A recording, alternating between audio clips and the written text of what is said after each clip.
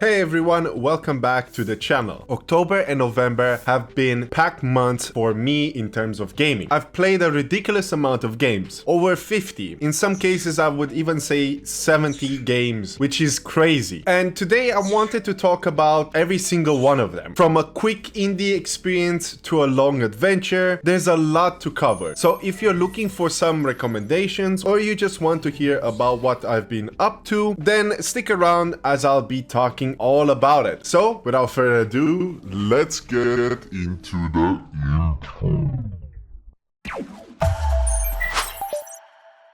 Let's kick off things with 3. This one is one of those short experimental games that uses minimalism to tell a story. Basically what you do in this game, you experience a story of a man going through his life journey and looking after a tree. You have minimum interaction when it comes to the gameplay. You just basically help the tree grow and mold it in a way you want it. So you'll have a unique experience depending on that. But other than that, the game really doesn't offer that much of a significant story, or when it comes to gameplay is really lacking. I got this game recommended to me and fortunately it was free, so it's free to play. You can actually try it out. The story for me wasn't that significant, so really it didn't resonate as much with me. So I can't really recommend this game unless you're really looking for just something very short and sweet, which you definitely can finish in a couple of minutes. The next one is TimeTekker. TimeTekker takes the concept of bullet hell shooters and flips it over. The twist is quite simple. You play as a ninja capable of stopping time while you're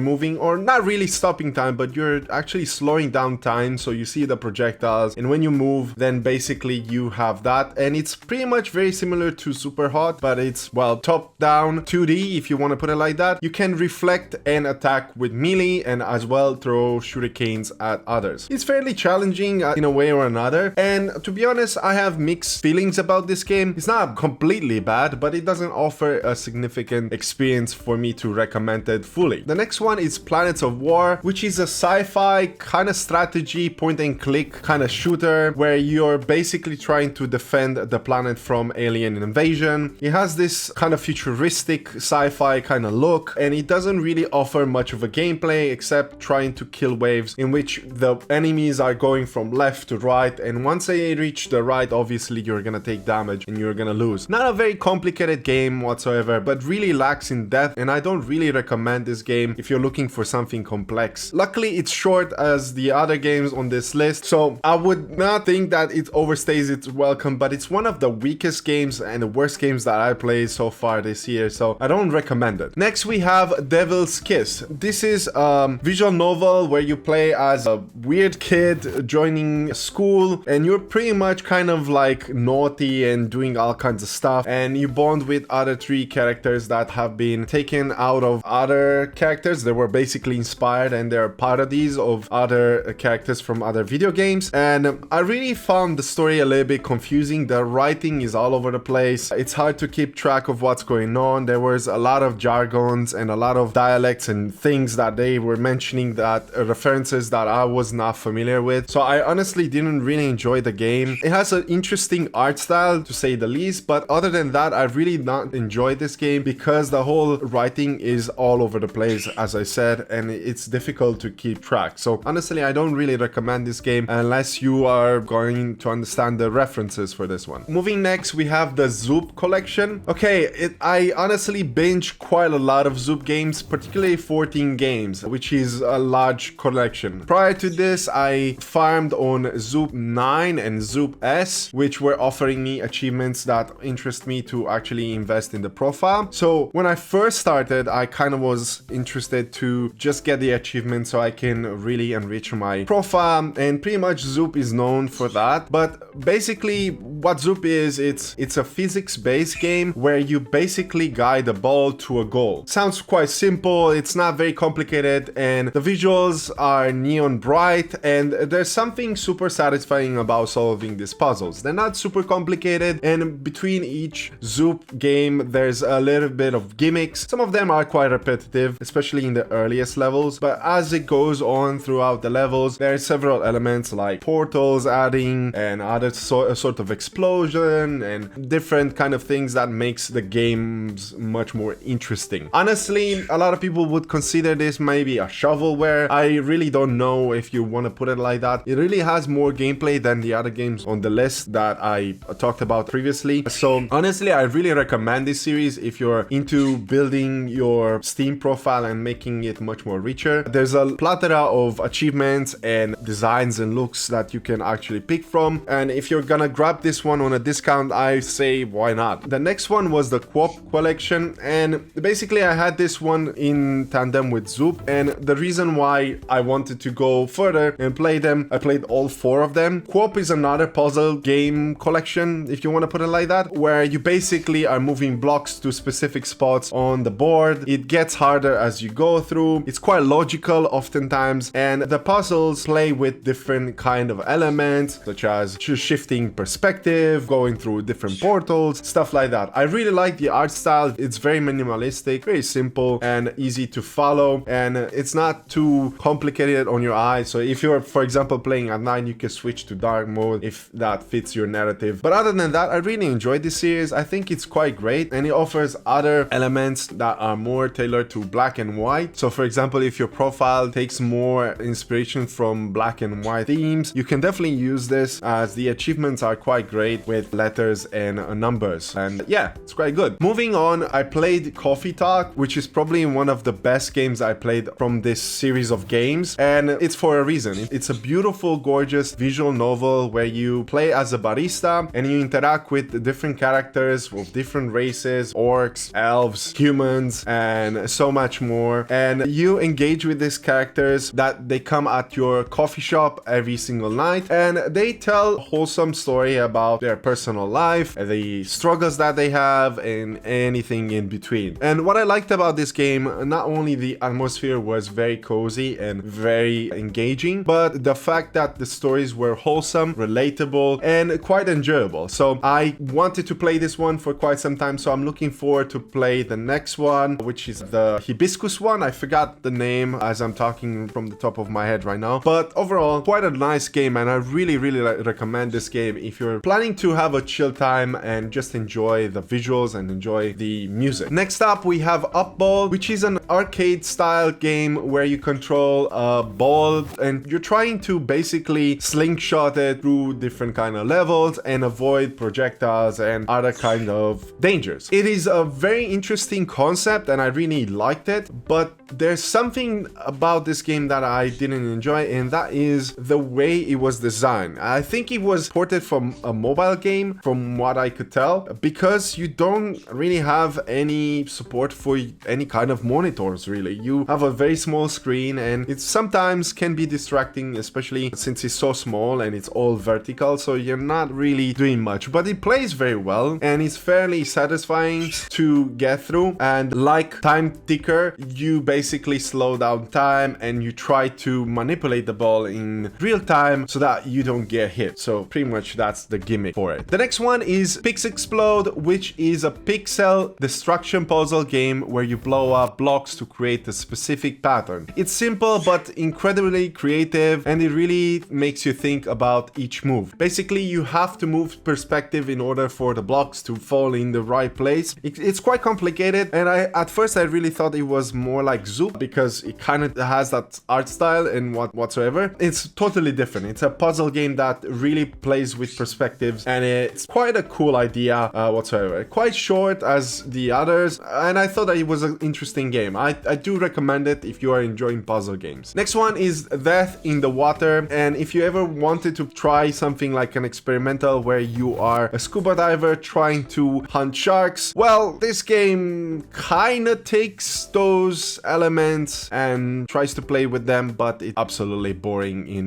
a couple of minutes. It's an absolute mess. You really don't have anything but shoot the sharks, reload, and shoot the sharks until you get a number of sharks killed. And it's not complicated at all. It can be a little bit tough until you get used to the whole reload system and avoiding, but movement is really what helps you survive, and at some point you will get overwhelmed by sharks and die, but pretty much it's a very simple first-person shooter, if you want to put it like that. I don't really recommend this game. It really doesn't offer much, and honestly, if you're looking for something like thrilling, maybe there's other games on this list that I can recommend. The next one is Over the Phone, and Over the Phone is more like a visual novel with interacting through cell phone and listening to voice calls and making slight decisions. To be honest, this game at first glance seemed very interesting until later on, as it falls short and it ends fairly abruptly. I don't know if this game was more an experimental thing or something else, but really doesn't really tell a complex story. It really falls into an interesting concept where you basically have a technical problem with your internet, you call the technical service for your provider, and a girl picks up and you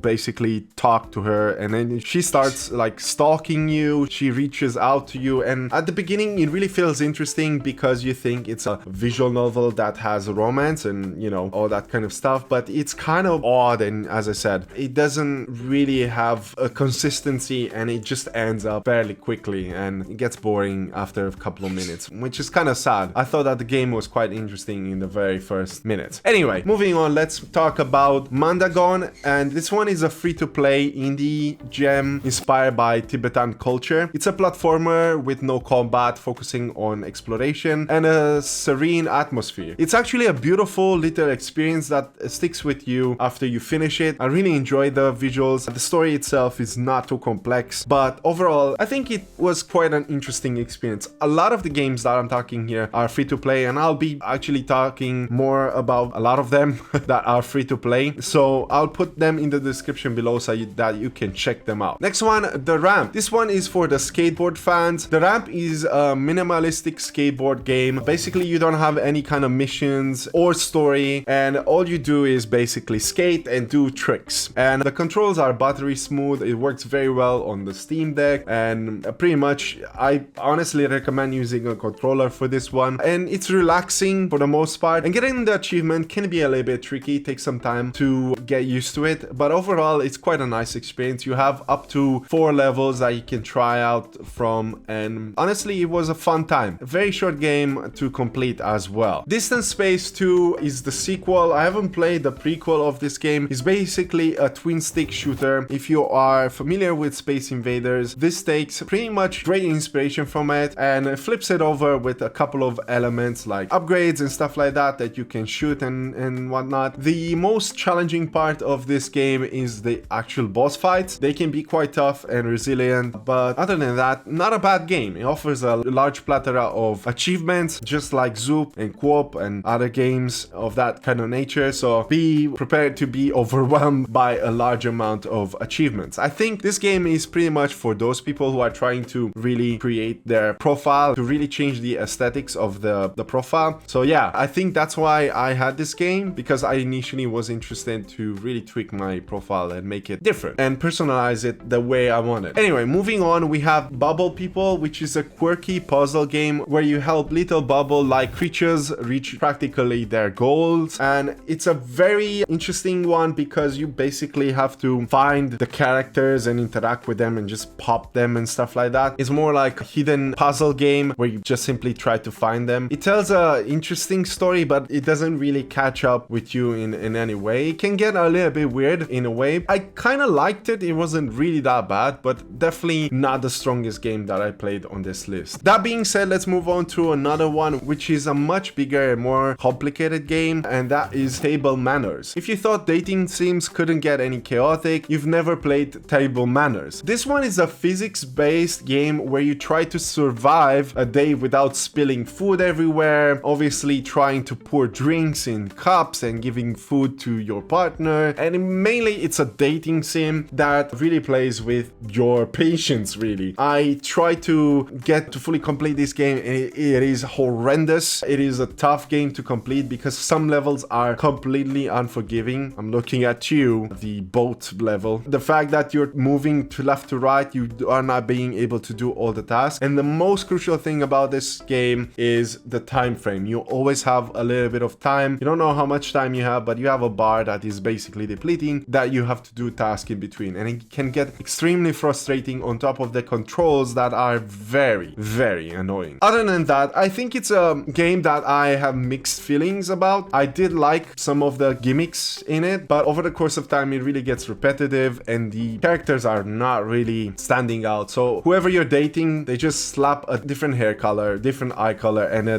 different skin tone. Practically, that's it. Everybody looks the same. So it's not anything memorable or anything like that, but it has a nice glossy art style that I kind of like. Moving on, what I played next was Dollar Dash, and this one is a party game where you steal money from friends or bots in this kind of case while avoiding their traps and their attacks and stuff like that. It's a chaotic fun and it shines a lot if you're playing this with friends or a large group of other people that are trying to complete this game. It's not a very complex game, but it really can get grindy if you're trying to get all the achievements, and practically what you need to do is farm a lot the game modes. And there's a couple of ways to do that, because the main issue with this game is that the game is actually dead. Nobody's actually playing it, so unless you have friends that have this game, you'll have to resolve playing this game with bots, which practically that's what I did. It was not a bad experience whatsoever, and I think it would have been fun more to play with friends, but I think that after a while the game can get quite repetitive and probably your friends or yourself, you would fall off. So it's not a game that really lasts for a long time, although it took me up to 7-8 hours to complete. Next, we have Press Any Button. So Press Any Button is a narrative driven game where you explore the concept of a game developer as itself, and it's kind of interesting one because you basically connect with an AI that was built out by somebody, and he's like molding the game in such a way that you kind of like interact with, and he's asking you questions and you're doing a couple of things, and he's making the levels in a different way or another based on your decisions. And I really like this game. It was kind of interesting as a concept. It's very short as well and sweet, and you get to decide if you're gonna befriend the AI or not. I thought it was quite interesting one as an experimental, but other than that, it's not a really wow game, so I have like mixed feelings about this one, but in a positive side. Next one is Kids. Kids is an experimental, almost a philosophical game about a group of dynamics and individuality. The gameplay involves guiding crowds of faceless kids through abstract environments, and honestly, it's kind of weird, but in a really artsy and interesting way. I've learned about this game through memes. I've seen them somewhere on Reddit or other places, and I really thought that the game looked interesting, and it does. It is a captivating game, and it's hard for me to say if I recommend it or not. It's not really a game because you're like kind of point and click. You just interact with the characters and stuff are happening. You're dragging them around, you're playing with them, but it's not really like, albeit a very complex gameplay and the story itself. But it's a great experience whatsoever, so I kind of recommend it in that kind of way if you want to try something weird and different. Moving on to the worst game that I actually played on this list, and that is called The Graveyard. And this one, you're basically playing as an old woman, and it's a walking simulator. You start playing in the graveyard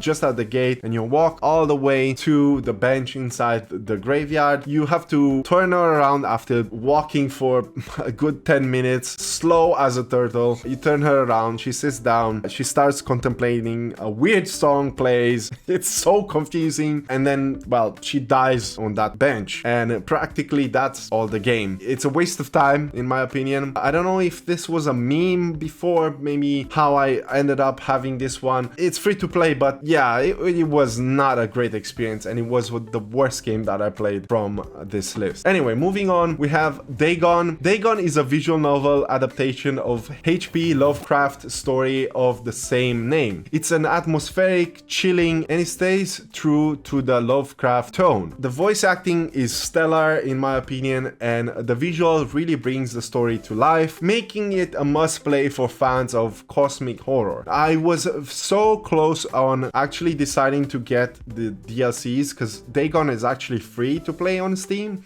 so So if you want to experience and you'll really like the story, which I found it quite captivating, I think it's great to pick up the DLCs. I personally haven't yet, but I'm considering to really try them out. Initially, I played this game in VR, and then I learned that it's not just a VR game, but more than that. So I played it on Steam Deck and I completed it there, and it was a really nice experience. Very good voice acting and a very short experience. So yeah, that being said, moving on to something much more lighter, The Corridor. The Corridor is a short, humorous game that pokes fun at the concept of linear narrative in video games. This is a fourth wall breaking experience where you keep walking down, well, you guessed it, a corridor, and you press a button, and the narrator is always trying to play clever tricks on you. And basically what happens when you press the button, the game closes for you. It just simply exits the game. So the whole concept is to go back in the game, and new things happen all the time. So you keep going and experience through the corridor, press the button, and you have that kind of engagement. It's very funny, clever, and definitely worth playthrough, or multiple ones in that kind of sense, because the game keeps like closing for you. And I feel like it really takes inspiration from Stanley's Parable, which is another game that I'm looking forward to play. So definitely I recommend this game. It was an interesting one. I think I got it on a bundle and I was like immediately hooked because I got it right while I was playing this short games. So I'm quite happy I tried this game. Very fun experience, highly recommended. The next one is Fun with Ragdolls, the game. This one's a pure sandbox chaos. Fun with Ragdolls lets you mess around with physics in the most ridiculous ways possible. You basically set up obstacles, blow things up, and send ragdolls flying. It's a simple, mindless fun that keeps you entertained even for hours. Personally, didn't play it as much. It really requires you to be in that mindset of creativity and stuff like that and trying out new things. And I was really interested in trying this game out. It's not completely bad, but it wasn't for me, or I wasn't in the mind space to really do much in it. So I done the tutorial and I played a little bit with a few game modes, but other than that, over time it really gets stale and I moved on to other games. The next game that I moved on was The Good Time Garden. The Good Time Garden is, well, kind of bizarre. It's a real hand-drawn adventure with a strange, almost unsettling charm. You explore a weird organic world and interact with its odd inhabitants. It's funny and also very weird and disturbing. It's an experience you won't really forget very easily, and I found out about this game because the developers have actually released a new game which came out this year. And the game that I'm talking about is Thank Goodness You're Here, which is a humorous British kind of game, and I'm pretty sure that one is just as weird as this one, although it doesn't seem that it takes so many concepts that are not really tailored for children, if I want to put it like that. Yeah, so yeah, it is a little bit much more accessible, I think, that one over the Good Time Garden. But still, I think it's an interesting game and I do recommend it in a way, but still have mixed feelings because you don't have really much of a gameplay. You just walk around and do a couple of things and just experience the game. The next one is Armor of Heroes, and this one is published by Sega. Armor of Heroes is a top-down tank combat that feels like the old school arcade experience. Now, if you are familiar with Tank City or something like that, it used to be on Sega Genesis and other places. It used to be a fun combat tank where you would have a top-down and you shoot each other and stuff like that and build a base and try to guard your base in that kind of way, which was an incredible fun experience when I was a kid and I played that one. But this one is more like a solo and multiplayer kind of game. It's just as Dollar Dash. You're gonna play with other 3 people and you get to shoot each other and gather up as much score as possible. It's not too complex as a game. I think it's great if you play it with other people, but other than that, it wasn't the most memorable experience that I had with the game, and I had a quick in and quick out after I've noticed a couple of things. The game wasn't necessarily for me, but I would really like to experience the old school Tank City. If anybody is remembering that, comment down below because I would really like to hear your thoughts about that game. Next one is Hook. Hook is an incredible, satisfying puzzle game about untangling a series of wires. The design is clean in a way. It can get really messed up when it comes to all the wires and you have to be careful which one you have to do first. And you basically need to do in such a way that they don't untangle each other. Otherwise you'll lose points and then start the level once more again. And it's a clever clever Zen-like experience, very interesting puzzle, perfect for unwinding down after a long day. So definitely recommend this one. The Looker is next, and The Looker is basically a parody of a puzzle game like The Witness, but it still manages to deliver clever puzzles of its own. The humor is sharp and the puzzles are genuinely fun to solve. If you like games that don't take themselves too serious, this game is great to pick up. You basically play somewhere on a fortress and you're trying to figure things out and puzzles and stuff like that, and I thought it was quite an interesting and unique experience. I definitely recommend this game for what it offers. Sunlight is a beautiful meditative walking simulator where the forest itself narrates your journey. As you walk through this visual game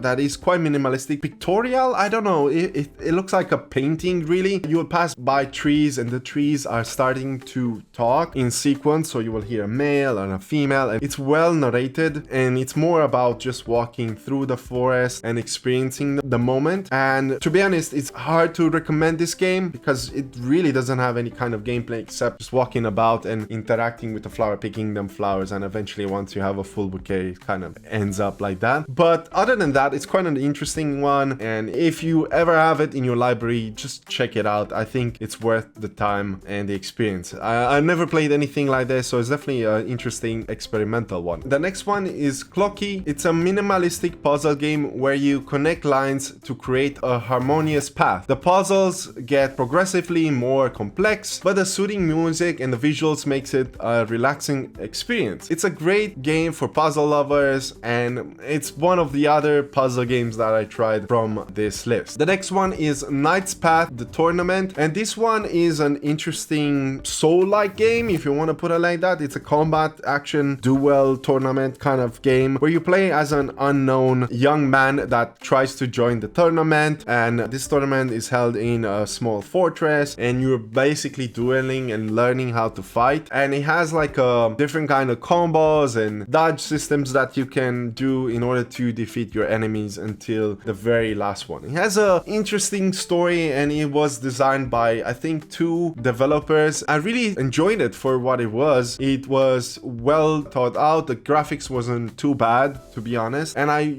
really wanted more to experience from this game. The end boss is quite difficult and challenging. With all the preparations that you have, you still have to try again and again in order for you to defeat it, so I thought that it's difficult. Nonetheless, quite enjoyable. The next one is Stikir. Stikir is a quirky pixel art platformer with challenging levels and tight controls, where you play as this boy and you go through different kinds of puzzles, and it's a platformer and it gets really twisted and interesting in a way. Again, it's another experimental game that plays with different kind of elements. It tries to tell a very strange story, but it was somewhat really captivating. I was really interested in this one and I enjoyed it throughout. It has a couple of replay values because if you want to go and experience every other thing that the game has to offer and get all the achievements, you definitely have to go a second time to get that one sorted out. Moving forward, we have the Change Architect, and this one is an experimental narrative game that challenges you to make moral and ethical decisions. You basically play as a coordinator for a riot, and basically your decisions can shape how the riot is portrayed to the world, and the riot really turns out to go in a full-scale conflict, so your decision really shapes how are people affected. It was an interesting game, but it really didn't offer much except some interesting decisions, and I honestly didn't want to continue to see the other side if I were to choose something else. I wish it was more visual and showed much more action out of it. It would have been a great thing, but all you see is 2 characters talking to each other and having the screen in front of them. The next one is Necronomistore. Necronomistore is a darkly humorous game where you manage a store for eldritch horror. It's a really strange management sim where you basically have to pick up items that fall from somewhere and you have to put them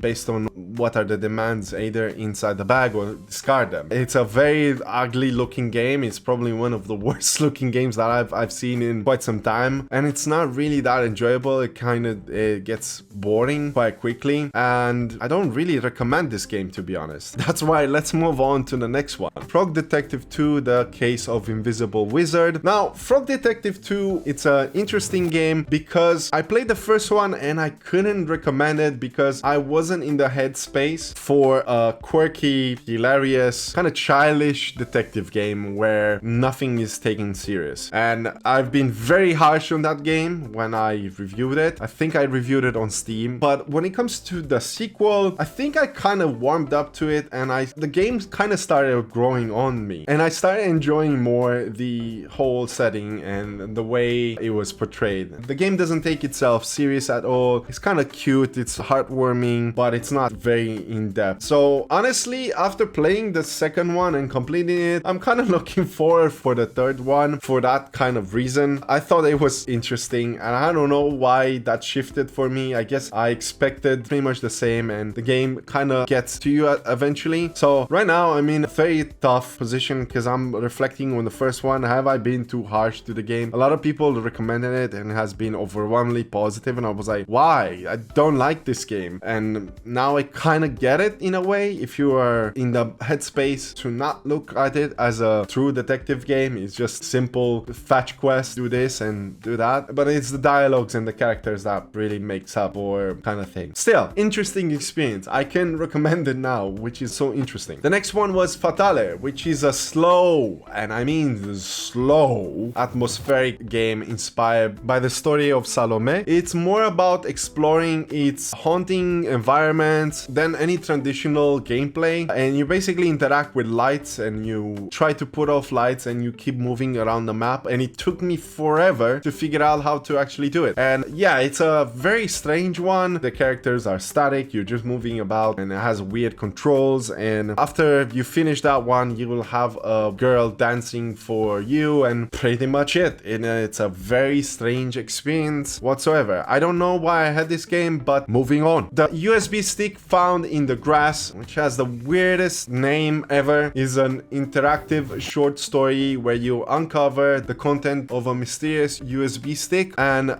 to be fair, I made a grave mistake of checking the guides for this one, and you're provided with all the codes for this game, and basically you don't do absolutely anything but unlock them by simply adding the codes. It's the simplest game I've completed because you just do that because you follow the guide. I couldn't figure out how to interact with it. It's a Polish game made by a Polish developer. Yeah, that's it. I thought it was gonna be interesting, but I didn't even manage to solve it. It was solved already, which I made a big mistake. So yeah, I kind of regret it, but yeah, moving on. Moving on, we have Zenge. Zenge is a minimalistic puzzle game with a story told through beautiful illustrations. It's relaxing and actually rewarding, with the puzzles that hit just the right difficulty level. If you like meditative game, this one is a great gem. I highly recommend it, and honestly, it was one of the last puzzle games that I played from this list. Moving on, switching to a little bit of more VR from Dagon, I had Aperture Hand Lab, and this, as I said, is a VR game set in the Portal universe. You're visiting the Aperture Science Lab, which I absolutely love, and I really miss Portal. I really love that series, and it's a short and focus on interacting with robots using hand gestures. The humor and charm of the Portal series is actually here, making it a must-try for any VR fan. One thing to note, if you are having a meta quest like myself, you do have to tweak a couple of things in the settings to allow your character to be able to squeeze the hand of one of the characters that is actually asking you to squeeze. So yeah, it's a gorgeous game. I really liked it. I played it twice just because I wanted to experience it again. I really love the Portal universe, and I wish we could play a VR Portal game. So Valve, if you're listening, please make something like that happen, as maybe a Portal 3 or anything like that. I know that Valve doesn't like for some reason, but yeah, if you make anything VR as you made Half-Life Alyx, please make something that is in the Portal universe. Moving next, we have Townscaper. Townscaper isn't really a game, it's more like a city building toy kind of. You drop colorful buildings onto the water to create your own little town, and as you engage with it and you create different kind of things, you create gardens and you create all kinds of stuff just by clicking on the buildings. It can be endlessly creative, and I honestly found this game really relaxing and perfect for anyone who loves a sandbox experience, or if you're looking to just simply relax after a long day of work or school. I definitely recommend this game because because it's such a calming and relaxing experience. The next one is Pilgrims. Pilgrims is a charming adventure game from the creators of Machinarium. You collect cards and use them to solve puzzles in creative ways. The art style is gorgeous and very unique, and the gameplay is light-hearted and fun. I really enjoyed this game. Did not expect that I would like it so much, and because I experienced this game for the first time, I tried out other games from them, and I'm looking forward. I wishlist a couple of them, including Machinarium, and yeah, I'm looking forward to try more games from this creator because they have such an interesting puzzle click adventure that I honestly recommend trying out if you want something nice and short. Moving next, I went back to a little bit more VR because I was craving for more, and I played The Lab, which is made by Valve again, and this one is a collection of VR mini games that showcases the potential of virtual reality. You can play archery, you can learn how to build and repair a robot, and one of my favorite things is the slingshot one because the balls actually start talking while you're throwing them around, and that was a fun time. I spent a couple of minutes in that one several times, and yeah, I had a blast with that one. Other than that, you have a couple of levels just to explore other areas that weren't that great. You also have one map that is from Dota, which was well crafted, but there's nothing else to do there besides the archery section and the slingshot that I enjoyed the most. There's not much else that you can experience in this game, so I have mixed feelings about this one. Moving next, we have Mountain Valley 1 and 2. I'll put them together because I don't want to extend this video too much and waste your time, but these are iconic puzzle games that use impossible geometry and stunning visuals to create unforgettable experiences. The puzzles are clever and the emotional storyline adds another layer of depth. The first one was very puzzle heavy in my opinion. You have additional puzzles that you can do, and I really enjoyed that one. But the second one really taps more in the story elements, and I really enjoyed that you get to play with two characters and you see their story, and they don't really talk, but you get to understand what they're trying to say through minimal expressions. And this reminds me a lot of Arise, another game that I played, which was a platformer. And sometimes I think you can tell a great story without actually saying a single thing, just expressing a couple of things, maybe mumbling a gesture here and there, and that's practically it. And the best part about this one, there's one particular character that you will fall in love with, and that is a weird rectangle thing that has an eye, and you interact with it, and it's like your buddy, your pet, and I love that about the game. That being said, let's move on to the next one, and that is Serious Sam Kamikaze Attack. Serious Sam Kamikaze Attack flips the script by letting you play as the iconic headless kamikaze. It's a side-scroller endless runner where the goal is to blow up Serious Sam itself. The gameplay is chaotic and fast-paced with just the right amount of absurdity you'll expect from the Serious Sam franchise. You basically kick around a different object trying to survive and not get damaged and evade projectiles and just simply be as fast as possible. It was a fun game, to be honest, and I played this one mainly on the Steam Deck, and an enjoyable experience. I played the Serious Sam series way back on internet cafes when they were a thing, and yeah, I wanted to experience this one. This one was a very short one, super nice to complete. One thing I must make as a remark, if you're planning to play this one and you want to go for completion, don't try to get 3 stars for everything or 3 bombs for everything. It's a waste of time. The game does not reward you in any way by trying to be a completionist in the game. If you're trying to get the achievements, just simply go through the levels itself and you'll be fine. Next one is Gun Devil. Gun Devil is a retro style action platformer that combines high octane shooting with precise platforming. The fast-paced gameplay is complemented by the vibrant pixel art and quite a good soundtrack. It's quite challenging, especially the boss fight, but the story itself, it's not great. It does fall short at the end, and I honestly wish it was much more. I really enjoyed the visuals overall, and it can be quite difficult, as I said. That being said, moving on, we have Watch Me Jump. Watch Me Jump is a visual novel about the highs and the lows of basketball superstar navigating fame, relationship, and scandals. The storytelling is quite interesting and engaging with simple dialogue options that influences the narrative. It's more about the drama than the sport, but it's a captivating one in a way or another. The visual itself is not the best thing about this game. It's not pretty looking at all, and the controls are bad, but other than than that, it was quite an interesting experience. I can't really recommend the game for what it is, but for the uniqueness, I definitely think it's an interesting one. Defense to Death is a tower defense game with a dark fantasy twist. You strategically place units to fend off waves of monsters or aliens with a mix of real-time strategy and resource management. The art style is gritty and the gameplay not the most complex one. You do get to upgrade and it kind of looks horrendous. I don't know what's going on with the graphics in this game. It was all over the place. Even on my ultra wide monitor, it was difficult to see a couple of things. A lot of them were cut. So very tough one, but I can't recommend the game. It's not offering anything to fans of tower defense that they haven't seen. It's very basic, so we're just gonna have to move on. Helltaker is a puzzle game about assembling a harem of demon girls. You solve a grid-based puzzle while navigating hellish obstacles, all wrapped in a sharp and minimalistic art style. It's short and funny and has an incredible soundtrack that will stick with you long after you're finished. Now you're probably thinking, what's up with this game? Because obviously the whole premise of it is kind of, you know, for adults. I haven't actually noticed anything that was pushing as in sort of adult themes. At the end of the whole game, it's fairly wholesome. The discussions are normal and, well, you're serving pancakes. The take I take from this game is that the game does not prepare you for what is there to come, and that is the difficulty of the bosses, and it turns from slow-paced, turn-based, grid-based puzzles to rhythm game, which makes things extremely difficult. So be prepared when you're gonna switch to play to the puzzles, when you have to go to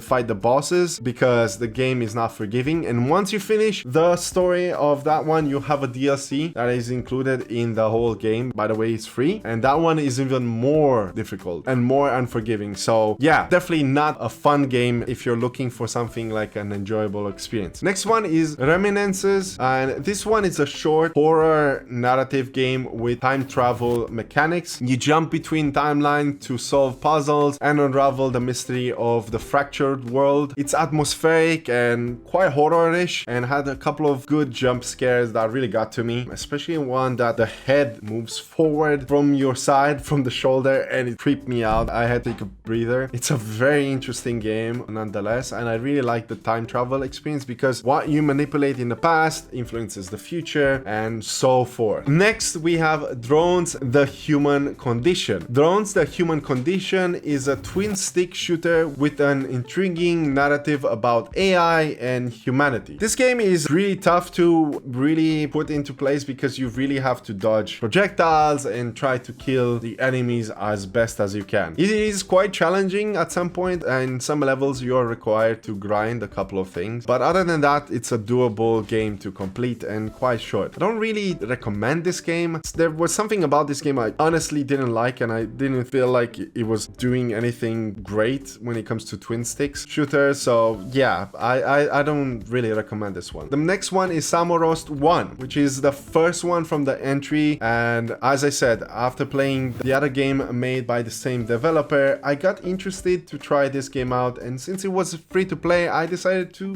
go for it. And this one is a point-and-click adventure with whimsical journey through surreal landscapes, featuring clever puzzles and a quirky art style. Despite being short, it's a delightful introduction to the Samorost series. Honestly, I have mixed feelings about this one because it really doesn't offer a very deep and rich point-and-click adventure, but for what it was a really interesting one that I honestly recommend. I'm looking forward to try the other two. Obviously, they are paid, so I'll consider at some point maybe getting them and trying them out. And the last one that I played is called Space Bear. Now, this game really took me by surprise because I really thought I will have a horrendous experience because of the visuals. So basically, Space Bear is an adorable sci-fi adventure where you play, well, you guessed it, as a bear, which is in a suit, and the suit is an AI and he's talking to you. And in order for you to communicate with the suit, you have to type on the keyboard. But the fun thing is that the AI is actually smart enough to pick up what you're trying to say by simply typing the first letter, and based on that, you make your decision. So it's decision based and it becomes really humorous and a little bit of exploration, and the story was kind of sweet and wholesome, but in the same time kind of disturbing because you're navigating through alien worlds, interacting with them, and a couple couple of other things. So yeah, it was a charming, relaxing game, perfect for fans for quirky indie games, which took me honestly by surprise. I really enjoyed this one. So yeah, October and November were packed with incredible variety of games, from quirky indie games to nostalgic classics. This lineup showcased the diversity and creativity in gaming. Whether you're into thoughtful puzzles, which I played a lot, chaotic actions, or heartwarming stories, there's something here for pretty much anyone, except the games that I don't really recommend, so don't go with that one. Which of these games have you played? Let me know in the comments down below. And if you haven't played any of them, which of the games are you honestly interested to try out? Let me know in the comments. I'd love to hear your thoughts. I know it has been a long list, so I apologize. All the timestamps will be in the description, so you can skip around and choose whichever game you like to find out a little bit more my thoughts. I promise not to make any more long videos like this because I'm not planning to play as short games in such a short burst. But yeah, if you enjoy this kind of videos and wanna see more breakdowns in a shorter version, not as long, feel free to as well subscribe and turn on the bell notification so that you don't miss a thing. As well, if you wanna find out what I've learned from all these games and experiences, check out the video at the end screen, as it will tell you everything I learned about playing my 60-70 games and what was my overall experience about this one. My name is Vashiral, and as always, stay safe, take care, and happy gaming.